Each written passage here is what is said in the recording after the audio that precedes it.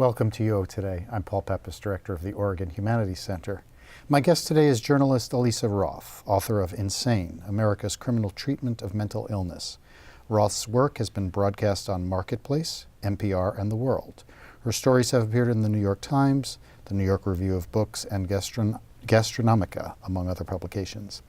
Roth gave a talk titled America's Hidden Mental Health Crisis on March 12, 2019, as the Oregon Humanities Center's 2018-19 Lorwin Lecturer on Civil Rights and Civil Liberties. Her talk was part of the Common Good series. Thank you so much, Alisa, for coming on the show. Thank you for having me. So, why did you become a journalist? How did you wind up doing that? Well, I originally thought I was going to be a doctor and go to medical school. But then I realized what I really wanted to do was travel around the world and talk to people. And this seemed like a better way to do it. Okay. Tell me something about the kind of stories that attract you. Like, you know, before you got to this book, what were you reporting on? What were you writing about? I like underdogs. I like telling stories of people whose stories wouldn't otherwise be told.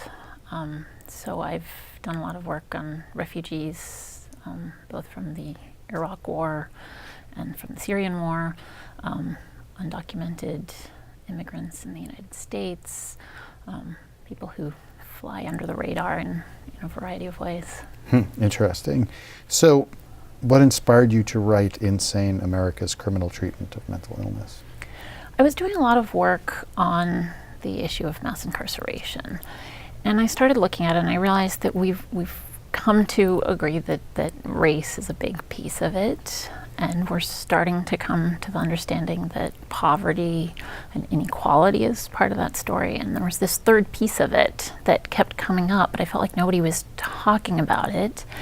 And then there was the fact that there were people in particular sectors who were talking about it. So, say the police would talk about what they were dealing with, or the sheriffs would talk about what they were dealing with in the jail.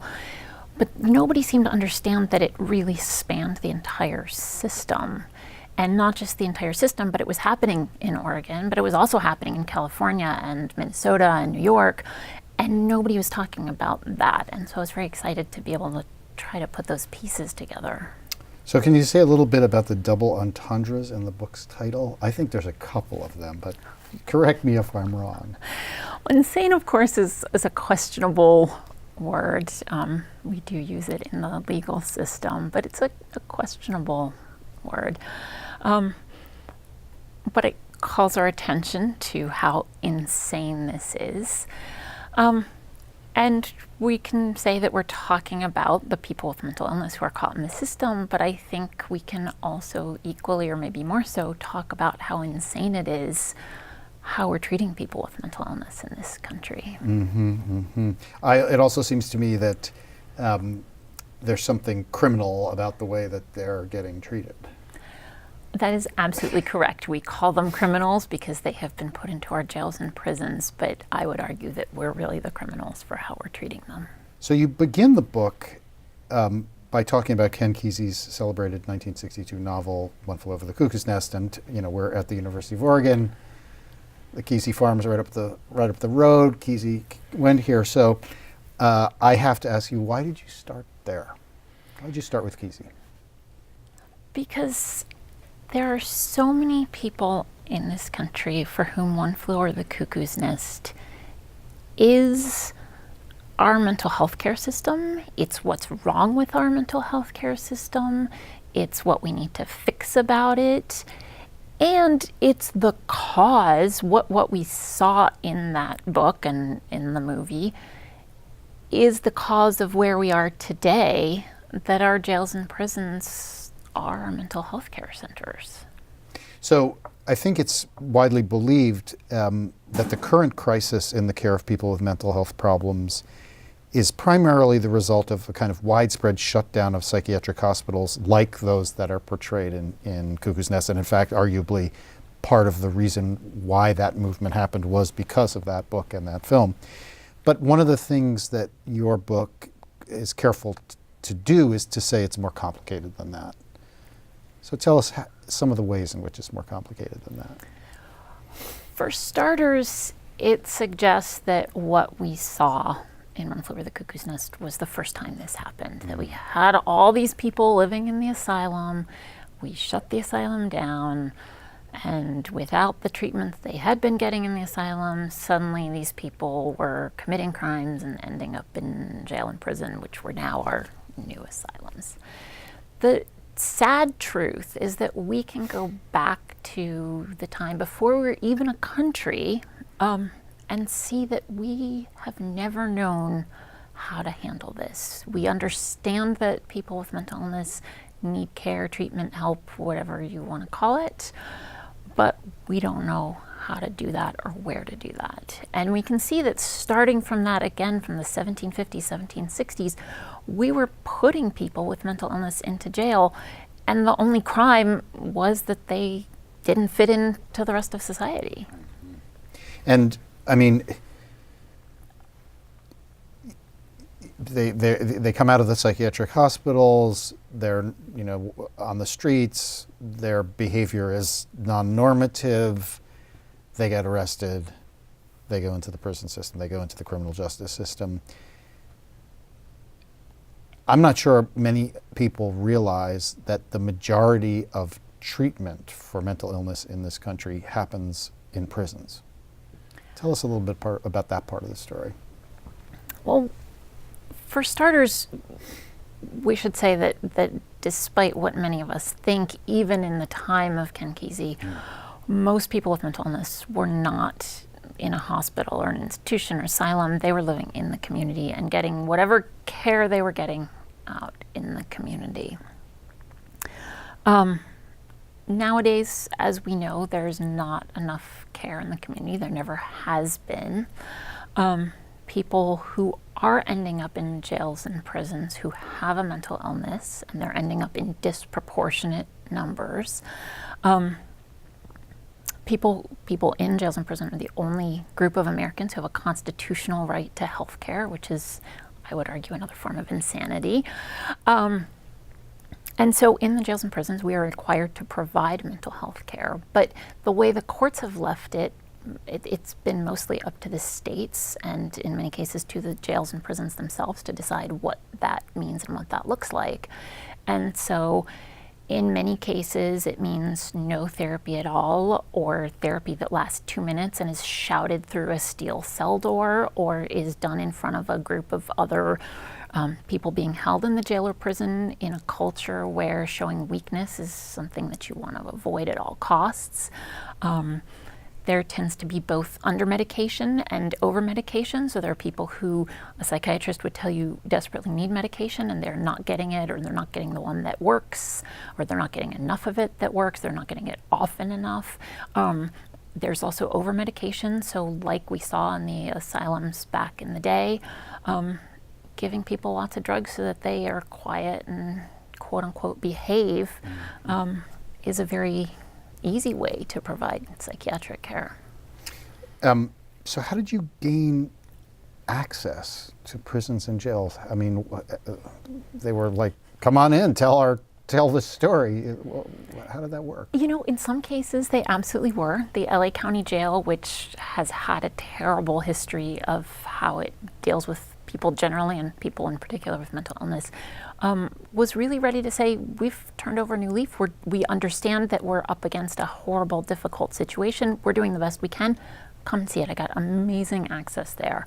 I went to another jail where they had some horrible, horrible incidents very recently, in particular a young man with schizophrenia who died in the jail because of neglect, who again came and said, let us show you that we're great and we haven't done anything wrong. In other cases, it was a lot of knocking on doors. It took me close to a year to get in on an official visit to Rikers Island in New York, and that was to do a story that was ostensibly going to make them look good, and with the help of the doctors who were working there and all that, and it was very difficult. There are other places in Alabama. I kept trying to get into the prisons, and I was finally told to go and investigate another state. Thank you very much.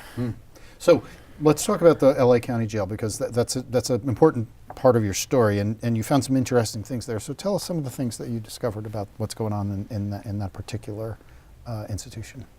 The LA County Jail is one of the largest, if not the largest, jail in the U.S. The numbers tend to change a little bit day by day and year by year, but it's one of the biggest institutions. A huge percentage of its population has mental illness.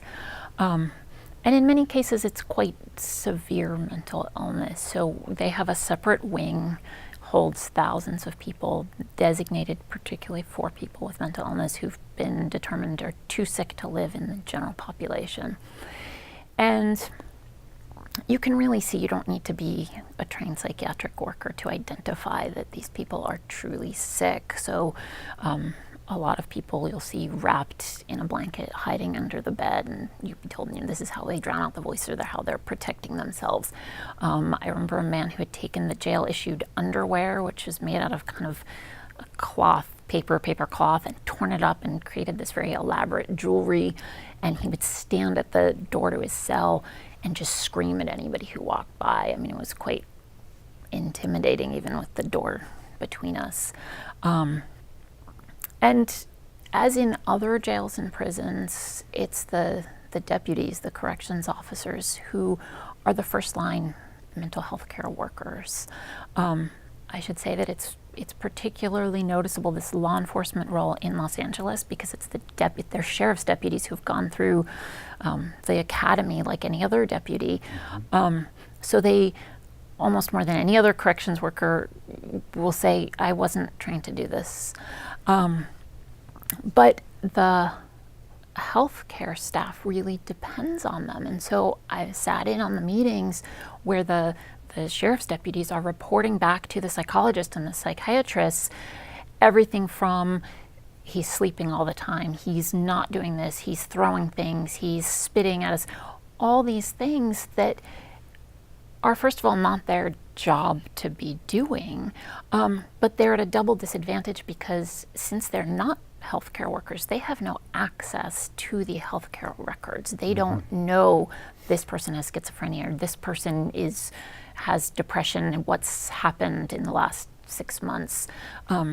So it's a very frustrating, it's very easy for us to demonize the enforcement side of it and say, oh, those officers are terrible and sadistic. And I think it's important to remember that they too have been sucked into this really unfair position in this system. Yeah, well, I think one of the things that's really fascinating about the book is you take one of your techniques is to do kind of you stick with a particular example of a particular story of a person. And I'm also really interested in the care with which you take to not demonize anybody, whether it's the people that work in the prison, the judges, the healthcare providers, the prisoners themselves, the incarcerated themselves. Say why that was important for you to just, not be. I mean, the book is not a book that says, okay, these are the people we're going to go hang up on their, and that'll solve the problem. Say why you really, this approach was so important for you. I feel like this is really a systemic problem and a systemic crisis. And so, of course, we can point to some bad apples on all sides of this. We can say that these people who are locked up, some of them did some really awful things. We can look at corrections officers or police officers, and some of them have done some really awful things they shouldn't have done. But overall, we've created or allowed to develop this system that is so wrong and so unfair. And I think that in a way, everybody involved in it is a victim in a different way, of course, but we're all implicated in it in a way. Yeah, I think that argument really comes through in the book very powerfully. Tell us about one of the individuals that you really, one of the stories that you tell.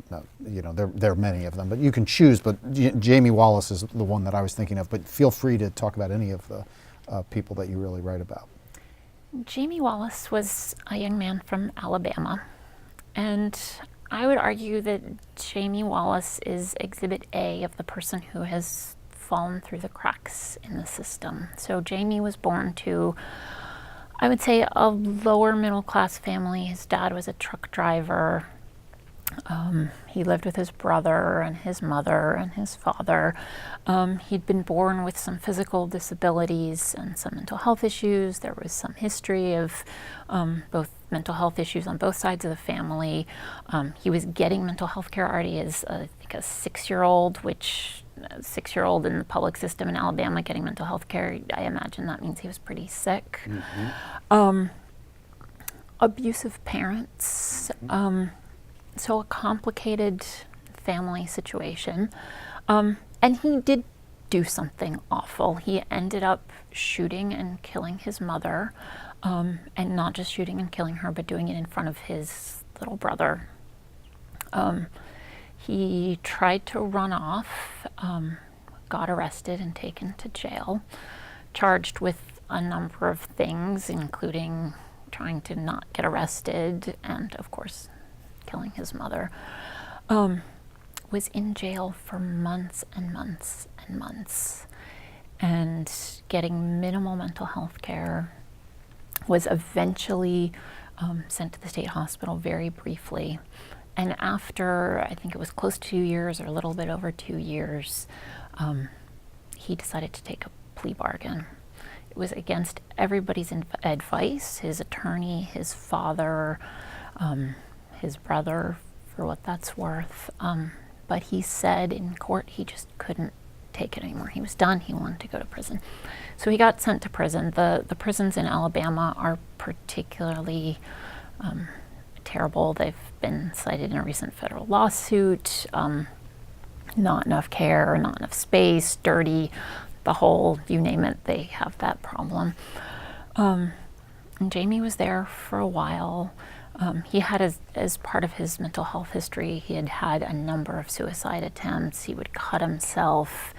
And when you go through his health records from Alabama, it's really impressive, if you can call it that, the ways that he would find to cut himself, which to me is a sign of the desperation, right? He would break a light bulb in his cell and then use the broken glass to cut himself. He would sharpen chicken bones on the cement floor and cut himself.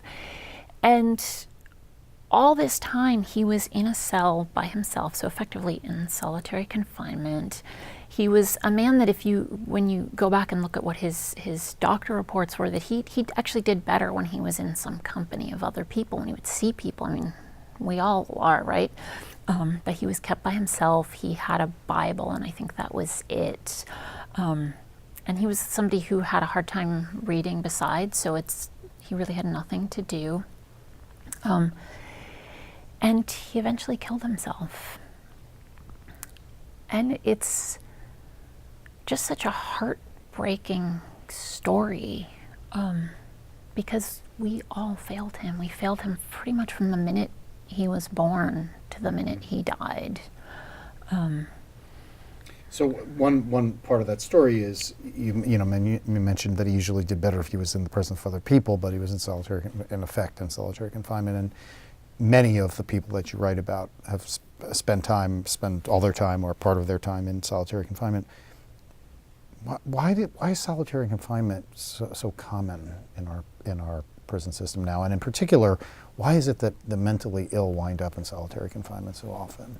I'm going to start with a very quick history lesson that solitary confinement was developed centuries ago by the Quakers, who actually at the time thought it was a good thing. It would be a moment for this person who's done something wrong to contemplate what they've done, to commune with God, to come out a better person. The Quakers and the prison at that time realized very quickly that that was not, in fact, the case, that it drove people mad, as they said. Charles Dickens came and visited the prison, wrote about this. Other famous people saw it. We've persisted with it for a number of reasons. It's certainly the most punitive solution in a very punitive system. And one of the problems in jails and prisons is that when you're trying to punish somebody and you start taking away their rights or taking away their privileges, you quickly run out of things to take because they don't have that much to begin with. And so solitary becomes this very easy answer. The other piece of it is that, as we said, it makes people mad. But when somebody's disruptive, it's a very easy out. You're screaming all night, you're bothering the other people on your unit. What are we going to do? We're going to throw you in the basement in solitary and effectively forget about you. And the sort of irony among the ironies of solitary confinement is that we have something like 70 or 80,000 people in solitary confinement in some form in our jails and prisons today. Probably more than that. But when you ask the experts, how many of those people have a mental illness, the answer I've gotten over and over again is, we don't really know, because we put people in solitary who are ostensibly sane and they come out insane. So it's not just that we're putting sick people there, we are making people sick by putting them there. Fascinating. So so much of your story is distressing and upsetting and makes us feel, makes readers feel, this is a shock, and we've got this huge problem and we're dealing with it in all the wrong ways. But there's also parts of your narrative which are about in individual institutions or individual people, individual judges, individual prison administrators who are trying to do things differently. Say something about some of the innovations and the parts of the story that encouraged you. I think that the thing that I find most hopeful about this very unhopeful story is that we all agree that it's a terrible situation and that we need to do something to fix it. And we're seeing, we talked earlier about how this is a problem that really affects the entire criminal justice system. And so we're seeing these fixes in different places. So, for example, police interactions are the first place where people come in contact with the system. And those interactions often go bad in the sense that the person may get arrested and continue through the system. In the worst case, 1 in 4 fatal police shootings involve a person with mental illness, so they go bad that way. So we're seeing more and more law enforcement agencies that are training their officers to deal with people with mental illness, so to de-escalate a situation, to help convince somebody, let's go to the hospital instead of taking them to jail. We're seeing in San Antonio, Texas, which started this, but it's now being copied in a bunch of places, a center, the Restoration Center it's called, that was set up as sort of a one-stop shop for people with mental illness, so the police can bring them there. It's set up to make it convenient for the police. It's set up to make it pleasant for the people. And once they've been stabilized, then can be directed to whether it's mental health services, housing, all those things that you might need. I just learned about a new program in Los Angeles that is a diversion program, so get people out of the criminal justice system once they've been arrested. And it deals with some of the hardest to deal with defendants. So in order to get accepted into the program, you have to have a serious mental illness, you have to be homeless, and you have to have a felony charge, so a serious crime, being charged with a serious crime. And I think all of these are very hopeful because it's clear we're trying to fix it. I always worry that we're not looking enough at the big picture. So we're fixing the individual pieces of this, which is important and critical, and we should absolutely be doing. But I think we also need to step back and look at the bigger picture and say, why is it that law enforcement is responding to a mental health crisis? Or why is it that somebody who has a serious mental illness and doesn't have a place to live is ending up in the criminal justice system? So you're asking those kinds of questions. What are some of the answers that you've got to share to those big, hard questions? If I knew that, I'd have $1 million. I know. You must have some thoughts about that, though. I do think that these solutions that we're talking about, looking at each of these pieces and saying, these are all the different stages of the system where people with mental illness are getting caught up, where they're being treated unfairly. Let's figure out how to make this the best outcome possible.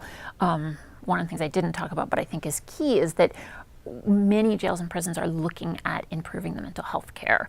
And they have literally a captive audience. So why aren't we using this time to get people back on track, to help connect them to Medicaid when they get out, all these things that people need and that we should have provided back before they ended up here. But and then I think that we as a society need to think about, how do we think about mental illness? How do we think about people with mental illness?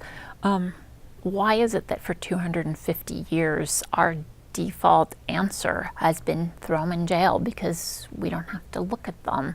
So how do we change our mindset so that we can think about a different way to deal with all this? So we just have a couple of minutes left, and I think this will probably be my last question, but can you tell us anything about the kind of new projects that you're working on? Are there any new projects you can share? Well, I keep thinking that I'm going to get away from this mental illness and criminal justice story, but it, for better or for worse, it keeps coming back. So. No. Let me ask you another question.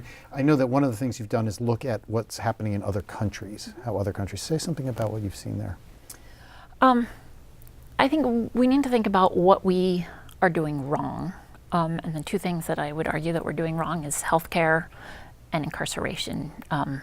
We know that we don't have enough healthcare available and access to healthcare, and we incarcerate more people by orders of magnitude than any other country. And so I think both of those are the places that other countries are doing better. Scandinavia, they seem to do better on almost everything.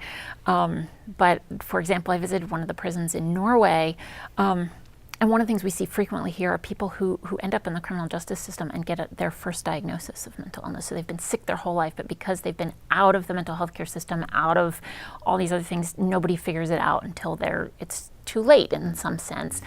And when I asked the psychologist who runs health services at the prisons in Norway about this, she said, we don't see that. People have been in this healthcare their whole lives, so we know, not only do we know before, but we can look back at their record and say, this is what worked when you were 18, let's try this again. But I think also just locking fewer people up would be a great place to start. Okay, well, on that commonsensical suggestion, I want to thank you, Alisa, for talking with us today. It's been a real pleasure. Well, thank you so much for having me. I've been speaking with journalist Alisa Roth, author of Insane, America's Criminal Treatment of Mental Illness. Roth gave a talk titled America's Hidden Mental Health Crisis on March 12, 2019, as the Oregon Humanities Center's 2018-19 Lorwin Lecturer on Civil Rights and Civil Liberties. Her talk was part of the Common Good series. Thanks so much for watching.